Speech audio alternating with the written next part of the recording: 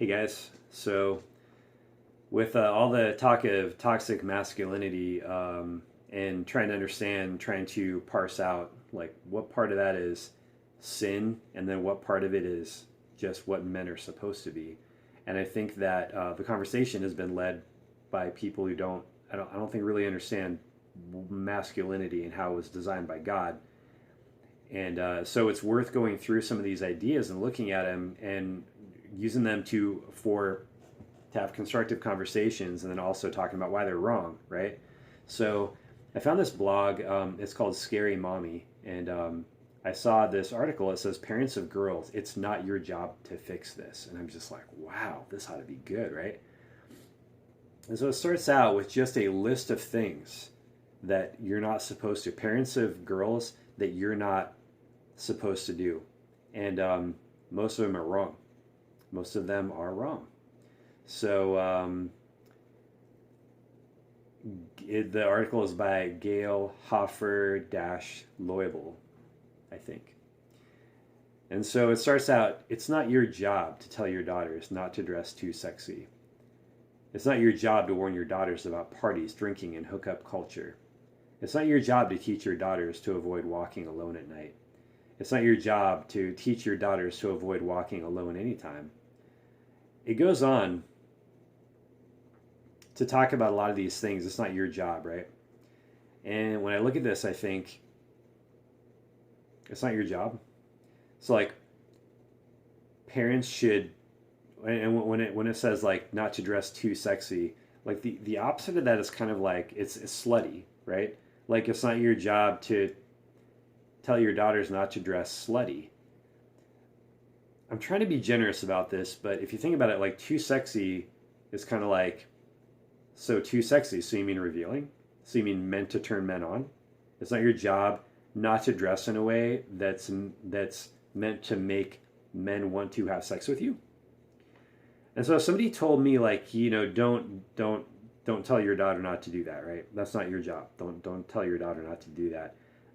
I'm thinking this person, first of all, is maybe a college student who just heard this from their professor and is not really thinking about this, not really thinking about what this means. But I think the point she's making in the article is that it's the men's job, right? It's men's job not to touch a woman, no matter how sexually she is dressed. And I would agree with that. But let's go through these a little bit and let's start talking about it. So first of all, I'm going to teach my daughter to dress modestly. I'm not going to teach her to put herself in a position where it's up to a man to decide whether he does something or not. I don't want her to be in that position. This is very weird because everything about this blog strikes me as feminist, right? And yet she's saying, look, woman who is physically weaker than men and susceptible to being raped, forget about all these rules, these practical rules that will help you not get raped. Go out and throw yourself into the lion's den. It's the job of the lion to control himself. So you're putting a lot of trust in guys, and especially the guys that are going to go to parties, they're going to be drinking, and they're going to be in hookup culture. Like, this is horrible advice. I don't know why anybody would give this advice, unless the point is like basically like, yeah, I don't mean all that stuff. I just said it to create kind of the argument that it's men's job, right? It's parents of boys' job to do this. And so, but I would tell you, first of all, it is your job. She says it's not your job to tell your daughters not to dress too sexy. She is absolutely wrong. It is your job. It's your job. You're a parent, right? You're supposed to protect your kids. Anybody who's listening to this probably knows that. It is your job to tell your daughters not to go, not just to warn your daughters about parties, drinking, and hookup culture. Don't let her go. Don't let her go. I'm not going to let my daughter go. I'm not going to put my daughter out there just exposed like that. Why would you do that? Why would you do that? It's not your job to teach your daughters to avoid walking alone. No, it is your job. Tell your daughter not to be unsafe. This is almost like it's not your job to tell your kid who doesn't know how to swim, to jump in the deep end when they're all alone around the pool. It's like, what? That's stupid advice. I don't even know why she'd say this. So she goes through a bunch of stuff, and then she says, for far too long, we have made women and girls shoulder the burden for the inappropriate and often violent behavior some men inflict upon them. Okay, well, we used to have a thing, and it was like in the 50s, where and we attack Mike Pence for this, right? I mean, like the liberals attack Mike Pence because he doesn't go to dinner with alone with another woman who's not his wife, right? And we're just like, wow, what a prude, and he can't control himself and whatever. And I think that, and it could be chalked up, if I'm really generous, I'm just going to say maybe we can chalk it up to how naive some of these feminists are, who think like, okay, men, it's so easy for men to control themselves sexually, right? And therefore, why is it so hard? Like men just, it's the only explanation is that they feel entitled, right? The only explanation in their mind for men, being this way is because they just feel entitled. Because it's easy. It's easy to control yours. Well, but it's not, and that's the thing, and that's why men need to be raised with discipline. And so, even though she's saying, well, let's continue. Women are reminded from a young age of our status as victims, as prey in waiting. Well, when you expose yourself, you are. When you do all those things you say that we shouldn't tell our daughters to do, when you say ignore that advice, you are literally putting your daughter as prey in waiting. It's a power difference. Women are physically usually weaker than men. And a pretty young girl walking alone at night is exposed. And yeah, men should not be out prowling, and men should not take advantage of that. But it's kind of a reality. It's wrong, but it's a reality. To pretend that you shouldn't treat women that way and let them know, hey, this is a reality, right? This power difference, this is a reality. She's saying that's wrong? No, it's right. And I know that the feminists have a different agenda, and the agenda is to treat women and men as exactly the same. But this is the kind of thinking, the kind of foolishness that mindset leads us to. And so she says, women are reminded from a young age of our status as victims, as prey in waiting. And the same thing is true for men too. I mean, you don't, as a heterosexual man who doesn't want to get raped, you probably wouldn't go to parts of town that have homosexuals that like to rape men, right? I mean, who like to gang rape men. It would be a power difference, and you would be literally prey in waiting, right? It's not about sex, it's about a power difference. Whether it's avoiding a street because someone tried to grab us there, good call, right? Avoid that street. Or dancing in a group to better ward off jerks at the club. Or better yet, don't go to the club and just, live a chaste life. We spend so much of our time in this fight or flight mode. Look, it's a bummer. It's a bummer that the world is corrupt and there's sin in the world, but that's really what we need to deal with. So deal with it, right? Men deal with it too. Someone could break into my house. That's why I have a gun. That's why I have a gun, and I pray that I would be awake, and I pray that I'd be alert. A lot of the stuff's out of my control, but we have to make the arrangements. And so she says she has 2 boys. She thinks about she worries that her sons are going to turn out this way. She doesn't blame parents, but she also acknowledges, she's like, well, men are vulnerable too. All right, so she goes in and she talks about like, oh, hey, the reality is, men are vulnerable too. And then she says, but because women are more likely the victims of a sexual assault, molestation, violence, and domestic abuse, I want to do my part to encourage my fellow parents of boys to do more. Okay, and this is where I say amen, because as fathers, it's our job to train up our boys to be boys who don't go to these parties, right? So this is where we come in, and this is where boys and men have a responsibility. The sexual drive of men is pretty intense, and it shows up, and it works, it wreaks havoc, right? It's not just something that's so easy to control. That's why we used to, in the 50s, we used to have these rules like Mike Pence has, right? These rules about, like, you don't go alone without a chaperone on a date with a woman, because this kind of thing happens, right? You take care of women, you treat them as if they're valuable. And although throughout history men have been violent and have violated women, it doesn't change the fact that these were like, this idea has been around forever. And we're thinking, I don't know where we're thinking that humans are evolving to where we just don't have those desires anymore.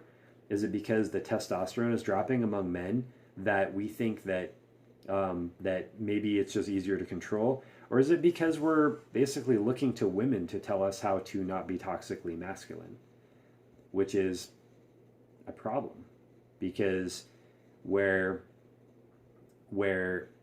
men, and we need to explain ourselves too. We can't just be like, you're not a man, so you don't have any right to say anything. No, they have a right to say something. They can say what they want. And there's a point where they're going to be right about stuff. They're going to see stuff from angles that we don't see stuff. At the same time, it's very difficult, if you're not in this situation, to be able to look around you and develop theory and philosophy that's accurate. So if men and women have different sexual drives, and I know that many women, they want to feel loved before they will let you touch them, right? If they don't trust you, you're not getting anywhere, right? And with men, it's very different than that. Yeah, I mean, there's a certain amount of trust, but it's a very different kind of trust, right? And so with men, it's very different, and we need to acknowledge that and realize that maybe it's not so simple. Maybe it's not as simple for a man as it is for a woman to avoid, sexual sin and put yourself in a bad situation. So that's why we need to raise our boys with rules and guidelines and discipline. Discipline is so much of the answer to this. But I want to point out, though, as we kind of continue this article, and I'm going to be done in a second, but as we continue this article, it's important that we understand that men, we are not able to do this on our own. We are given too many drives, too much. We have aggressiveness, we have this focus, we have this thing that, is toxically masculine, but is actually really valuable for society, but it needs to be harnessed. It needs to be used for good and not for evil. Men, be strong. Be competent. Incompetence is not a virtue. Weakness is not a virtue. What we do is we get to the point, and then this is what we should do, is we should test ourselves to the point where we say, that's not a good idea for me to do on my own because the stakes are too high. Being alone with a woman when you're 17, you're attracted to, or that you're not attracted to, I don't know, have good rules, have good discipline, but have consistency, right? Being alone, the stakes are high. Like, what if you get her pregnant, right? The stakes are high. What if you just take her virginity, right? I mean, that's not a small thing. We pretend it's small, but it's not, right? What if you take something from her that's costly and valuable, and the stakes are high? We need to be, well, we would want to protect her, and we would want to say that, but when those hormones are going, it's very difficult.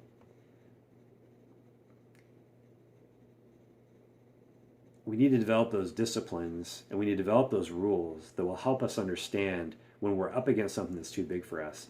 And I think the one thing that's missing from this whole conversation and this whole conversation in society is the fact that as men, we need to depend on God and make Him our strength. And if we can't make Him our strength, we're not going to be able to do any of this stuff.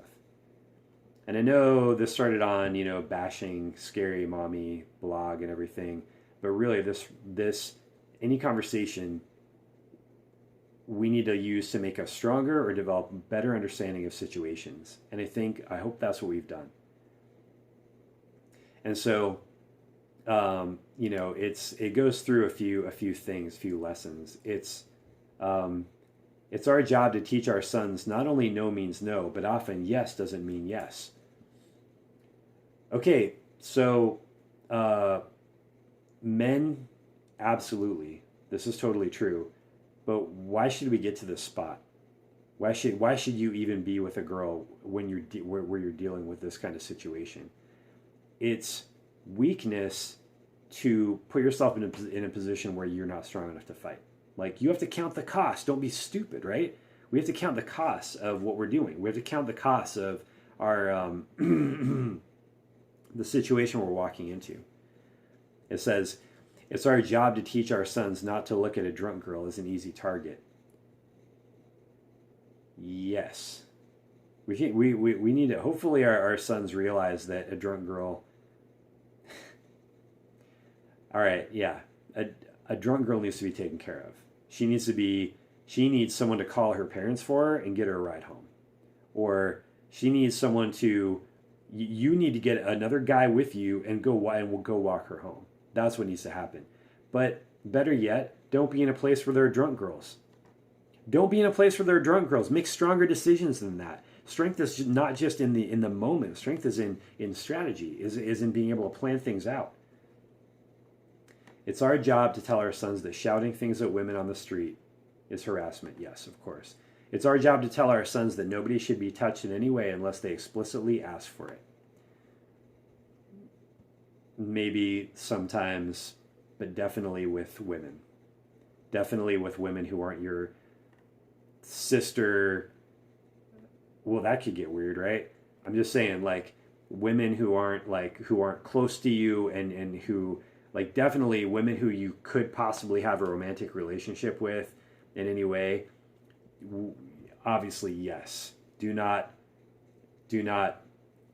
touch unless there's a, and not explicitly. Sometimes it can be implicit. What if you're with your girlfriend and you want to hold hands? And that's obviously, you're not going to be like, can I hold your hand? Like, don't be a bitch, right? Don't be a bitch.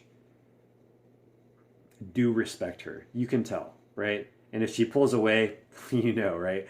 But if she pulls away from someone holding her hand, like, she's not going to be like scarred by that.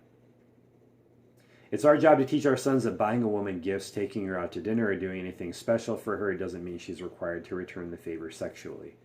Obviously, dude, be chaste. Make your wife on your wedding day your only one. It's our job to teach our sons that hair pulling, bra snapping, and butt pinching is never funny. I bet it could be funny. I'm just saying. But don't do it. It's our job to tell our sons that sexual reputation is less important than a woman's worth. If you're teaching your sons that having a lot of women in your life, like if you're telling stories about your conquests from when you were younger, and you're talking about it like it was a good thing, dude, you better stop. You don't want your son. It doesn't have anything to do with like a woman's worth. It stops with you do not want the reputation of being the man who sleeps with a lot of women. It doesn't matter what society says. That's not what you should be looking for. Don't look for that. I had times where I was accused. People, like, rumors were going around that I was gay because I was a new Christian and I wasn't dating. And I kind of let that get to me a little too much. And it almost got me into trouble because I started dating when I shouldn't have. It's our job to teach our sons not help their friends engage in harmful behavior toward women, or worse, let their friends help them. Hell yeah, agree with her on this one. As naive as she is, this is true. It's our job to tell our sons that sharing private photos, bragging about conquests, and slut-shaming perpetuate a culture that demeans and devalues their female counterparts. I will say that we should be teaching our sons to not slut-shame, not because they should be, not because they should be, because sluts are honorable. Only because we take care of people. We are kind, and we take care of people who are hurting, who are weaker than us. we take care of those people and we don't shame them. That's pathetic. It's evil.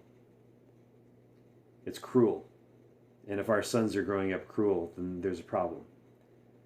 Sharing private photos. There shouldn't be photos. There shouldn't be photos, right? If girls are sending your son stuff, delete it. Have them delete it. They should be deleting it. Brag about conquests. Come on. It's our duty to do better by our girls by doing better by our boys. Where were you in the 60s, lady? Where were you in the 60s when the sexual revolution was going on? I wish you would have been there. Maybe they would have listened to you. And so basically it's like, hey, the whole boys will be boys thing, again, using that as kind of a cudgel, as like a bat to, hit us with. We shouldn't be making excuses for that behavior and saying, oh, boys will be boys, they just sleep around, right? No, that's wrong. And it always will be wrong, and it always was wrong. We talk about leadership in the church, and we talk about men being husbands of one wife. We talk about chastity. We talk about rejecting ideas, like we talk about rejecting adultery. And I think that's right. And I think this lady, basically everything she's right about is pretty much just biblical. And so this has been very very good, very fun territory to play in. I love the fact that people are saying things that are so naive that it's so easy to pick apart. But I want to point out that even though Gayle Hoffer-Laibl is saying that it's not our job, first of all, the summary is, it is our job. It's parents' job to tell young women, to warn women about men, about the realities of life, right? It's yes, that's your job. Don't pretend it's not. It's our job to raise men, to be protectors, to be men who will not take advantage of a woman because he's protecting her, because he's helping save her for her husband, because he's treating her like she's honorable, like she matters. Even if she's going to a bar and apparently her parents didn't, or maybe it's just her sin nature just makes her want attention from guys. Show her what it means to be a man who will get another guy and walk her home. Don't walk her home yourself, dummy. What if she invites you in? What if you get weak? Because that's could happen. Get another guy or another couple of guys or another guy and a girl. Be wise. Figure out how to deal with these situations, right? And then finally, don't go to these parties. Go to bed early, read the Bible, read Marcus Aurelius. Develop your self-control. Wake up in the morning and then go for a run and do some exercises. Get strong, right? Get ready for life. It's not about men being toxic. It's not about women being weak. It's about men being strong. And that's it.